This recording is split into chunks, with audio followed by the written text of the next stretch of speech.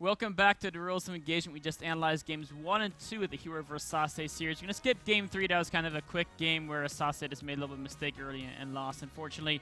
We're going to jump into game number 4, though. But before we do that, let me remind you guys, if you're interested in designing video games, you're working for an esports team like MLG, one of the best ways to do so is by getting yourself that step ahead with education. Of course, education in game design, audio engineering, video production, 3D animation, all these cool things. To do so, one of the opportunities you want to check out is fullsail.edu/MLG.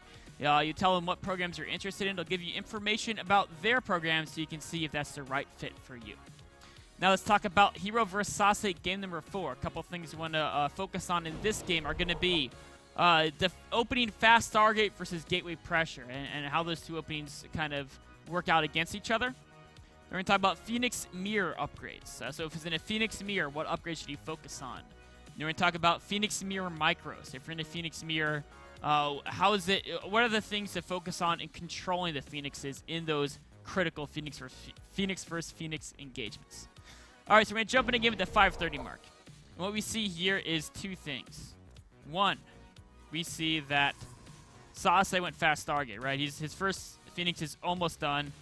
Few defensive units. We see herO went a much later Stargate, but he went for gateway pressure. We can see Mothership Core coming in there, as well as Stalkers in the front. And the way this play works out, your fast Stargate player, that's Sase, he should come out ahead if he defends well, which he should. He shouldn't take too much damage to these Stalkers. He has a second force field on the sentry. As long as he doesn't lose the sentry to the Mothership Core, he'll be fine. There goes the second force field. If he defends well, and he knows how herO is following up the gateway pressure, he's going to come out ahead, right? Because, I mean, herO has to recall there. He'd lose all the Stalkers. Has a great recall. So Sase will be ahead if right now he knew exactly what herO was doing. If he knew it was DT, he would be getting an Oracle, and then he would expand and get down to Robo. If he knew it was expansion, he could crank out some more Phoenix to harass. He could expand himself. But most importantly, if he knows his opponent is as well going Phoenix Mirror, then what he could do is make sure not to miss any Phoenix production. But right now, he's not sure what his opponent's doing, so he's cutting Phoenix production. And I kind of think maybe he should go to 4 anyway if you hold that gateway aggression. But he's a little bit scared. He doesn't know what's going on, so he's going to cut that Phoenix production. And that's going to give herO a chance to catch up on Phoenix production, right? Because he doesn't know what herO's doing. And then it takes him, if you look at from Sase's point of view, he's unable to get in there and scout that Stargate for some time. He sees there may be an expansion going down. But he's not able to get in there and see the Stargate. So instead of being 2 to 3 Phoenixes up, he's now only a single Phoenix up, which isn't really where he wants to be. So no one's ahead anymore. Expansions are almost even. He's actually getting a Robo that he'll cancel since he's Stargate. And ideally, and he's actually caught off guard here, he's going to lose 2 Phoenixes. 1 Phoenix goes down. It looks like he's going to lose 2 Phoenixes for 1 Phoenix. So he actually is now down by a Phoenix. But it's relatively even. His expansion is slightly faster, even worker. It's roughly an even game. So if Sase knew what was going on, he would have been ahead, because fast Stargate will be ahead if you know what they're doing. But because he didn't know what was going on, he cut Phoenix production, which allowed it to become basically a dead even game. Now, they both know it's Phoenix Mirror. In Phoenix Mirror, it's all about who has more Phoenixes. And then the other question is, when should I invest in upgrades? So one thing to note is that one attack upgrade on its own does nothing.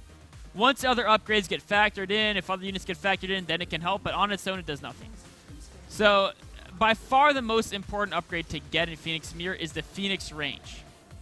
The Phoenix range is insanely important because Phoenixes with 7 range against Phoenixes with 5 range, the ones that have 7 range are basically going to be, we'll speed this up a little bit, are going to be way, way ahead. Because they can stay out of range, get shots off, and they'll have every single Phoenix in that pack of 7 can try to micro away and be shooting, while many of the Phoenixes in a pack of 5 will have a hard time maintaining fire as they'll be out of range if the other player micros very well.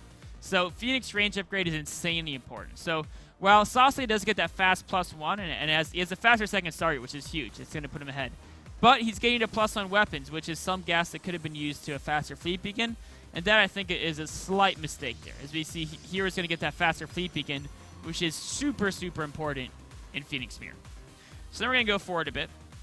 And then we're going to talk about some of the Phoenix micro as soon as they start engaging here. So when you get into a battle and the Phoenixes might micro, a couple things that's important. Normally your Phoenix spread out like this, right? They're going to be spread out. But what you have to think of is which Phoenixes. These Phoenixes aren't here. These guys aren't attacking. If you had the range upgrade, they would be. But all these guys currently are pretty much not attacking. So what's the best way to approach this situation where all these guys aren't attacking? Well, the best way to approach it is if you have all your Phoenixes in a clump, in a tiny dot, anytime your opponent gets close enough that they can shoot one of your Phoenixes, your entire ball can counterattack. So it's very important to have them as bunched as possible. The other reason why they're bunched. Let's take a look at the way the fire is going to go. Well, what's going to happen as this battle goes on is this Phoenix right here, he's going to get focus fire down because he's the closest guy. And then this Phoenix here is going to die too, right?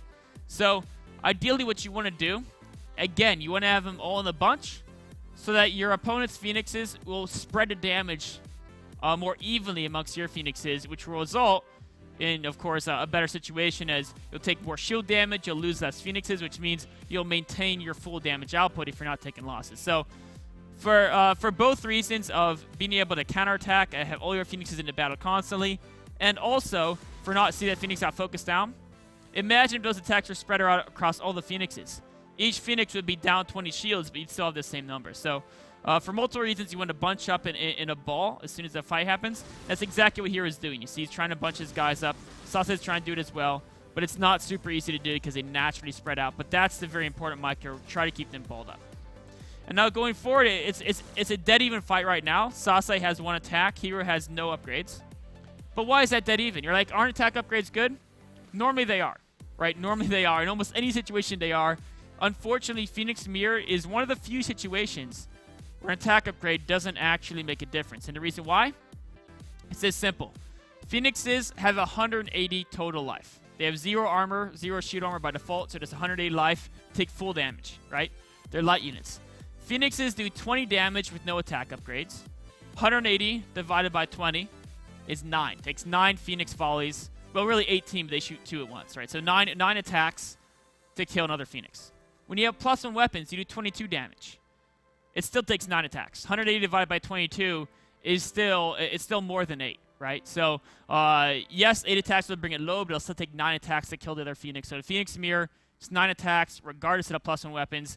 Later on, once you get a bunch more upgrades and stuff, you really want to get those weapon upgrades. But early on, prioritize that range. Because even though the weapons upgrade will finish before the range roll, because they have to build a fleet beak and then get range, there's a lot more money involved. And yes, there's a time you'll have the upgrade advantage. It's not like Mutamir, where that upgrade advantage will be huge. Because right here, it's a dead even fight. And in fact, it's closer to herO's rally points, so herO has the greater Phoenix count, and he's actually going to get an advantage in these trades. So Sase has the upgrade advantage, but it's a useless upgrade advantage. And of course, herO's doing such a good job of keeping his Phoenix together that the damage is being spread evenly, whereas Sase is getting his Phoenixes focused down up until herO probably tries to get a little over-eager and runs in a little bit too far. But actually, he has a greater count, so it's actually interesting. You know, right now, it's still very even, right? herO's up by 1. But as soon as this attack upgrade finishes, herO's going to have the advantage. Now, ideally, herO actually wouldn't have chased the unit so far. He thought he could dominate that battle, so he did. Because it's better for him if they don't trade until he gets this range upgrade done. Because once he does, he'll be at an insanely large advantage. Going forward, we'll just wait until what happens. He gets the range upgrade, so right now, herO wants to really make battles happen, right? And the reason why is because up until Sase gets that range... Oops, let me back up a hair here. Up until Sase gets the range equality, herO's going to have the large advantage in these engagements, right? And we're going to see why. We're going to break it down. Let me get up to that point again. So the point here where it happened to an engagement, right? As soon as this engagement happens, what do we see here? We have herO has 7 Phoenix, Sase has 8. So Sase has a Phoenix advantage. And right now, the reason why Sase tries to take this battle is because this Zealot right here. If he can get... the range is a big advantage if herO can see Sase coming and stay away, stay out of range, get a lot of free attacks. As soon as he lifted this Zealot, Sase was hoping he could jump on herO before the Zealot died, and then the one Phoenix would just basically be sitting there holding the Zealot. The other Phoenixes would be shooting Sase's Phoenix, and he'd have the extra Phoenix advantage from the guy stuck holding the Zealot, not able to participate in the battle. So he was trying to get an advantage that way. And it actually was a really good idea, because even though the Zealot does die, but it allowed Sase to close the distance, right? And in fact, the Zealot actually doesn't die. So this Phoenix is being useless here, and Sase is able to close the distance to neutralize that range advantage because of the fact that he was busy picking up the Zealot. He lets it go now, but now he's in a situation right here. He changed directions fast. Sase wasn't able to quite make it up for him. And as we go forward here, look, these Phoenixes can all attack, right? But now these guys in the back, they can't fight. So even though Sase was trading evenly earlier, now all of a sudden it's 6 Phoenixes versus 6. But every single one of hero's Phoenixes, even the one in the far back, can get those attacks in. Sase's 2 Phoenixes back here, keep an eye on them. They're not able to fight, right? Now they were because Hero ditched one of his Phoenixes. But as long as Hero stays back, we can see here he's getting about 3-to-1 attack ratio, right? They're all getting hits off. Sase's Phoenixes weren't retaliating. So now instead of Sase having a Phoenix advantage, Hero's now up by 3. It's only 1 or 2 Phoenixes extra, but all those things add up, right? Every single little advantage adds up, and as he closes in again, he can again pick off another Zealot there, kill that off, and he can try to get another engagement before the range finishes for Sase. He's backing up here just to recollect his units, and he's trying to catch up on upgrades. But because he had that range upgrade done sooner, even though Sase was a player who had the better upgrades overall, he had attacked on earlier, even though Sase was the one who had a Phoenix advantage in the battle because Hero was fighting on Sase's side of the map, and even though Sase caught Hero when his Zealot was being lifted, so that one of those Phoenixes was out of the battle, even though all those things happened, Hero was still trading favorably. You can see there in the Units Lost tab, very favorably. You can see in the Phoenix tab, he's up between 3 to 4 Phoenixes depending on the production cycle timing. And that's significant. 3 to 4 Phoenixes is very significant, and that's what's going to push him forward to basically go ahead and win this game after more and more trades happen. You can see he's now going to push up towards this expansion here, get more damage done. And now Sase has equalized the range upgrade. So we have to take stock of things. Sase has equalized the range upgrade. Economically speaking, Sase is slightly behind, but not too big of a deal. The thirds both are roughly even timed. And upgrades-wise, right, Sase is ahead. He's 1-1, and he's working on 2 versus Hero's working on 1. But the advantage Hero has is 1, he's got more Phoenix, and then 2, he has more ground units, right? He's got the 4 Stalkers, 3 Zealots, and 1 Sentry versus 2 Sentries and 4 Zealots. And then going forward, if you look at the Structures tab, right, he has more warp gates in production as well. They both have 3 warp gates, but Hero is about to jump up to 6 warp gates, whereas we can see Sase still only has the 3. And that's because of just the better trades throughout the engagement, mostly because of the Phoenix range upgrade, and also picking off those Zealots that Sase sent out earlier. So going forward, Hero is actually going to win this game by utilizing a higher Phoenix count, plus a massive amount of charge lots to knock over Hero's third base while the Phoenixes are battling, and he goes on to win the series 3-1. What's really cool about this game, though, is a lot of people don't understand the intricacies of Phoenix Mirror. A couple of most important things. 1, range upgrade is insanely important. 2, when you're microing, it's important to try to keep your Phoenixes as closely bowled together as possible so that they both spread damage and they're always counterattacking any enemy unit that gets in range to attack one of them. And then, of course, the last thing is, ideally you fight on your side of the map, you're closer to your rally point. Otherwise, your opponent will have a Phoenix advantage. The only time you want to cross and be aggressive is when you have a timing where you have that range upgrade they don't, or maybe you're maxed out and you have an upgrade advantage. So the rally advantage is mitigated by the fact you're both maxed out, or maybe you think you're being a little too greedy and you have a numerical advantage that is even bigger than the rally advantage. So there's a couple things like that that are all really cool. So go ahead and check out those VODs in depth at youtube.com/official MLGS YouTube. We're going to finish this analysis of game number 4, take a short break, and go on to the Q&A.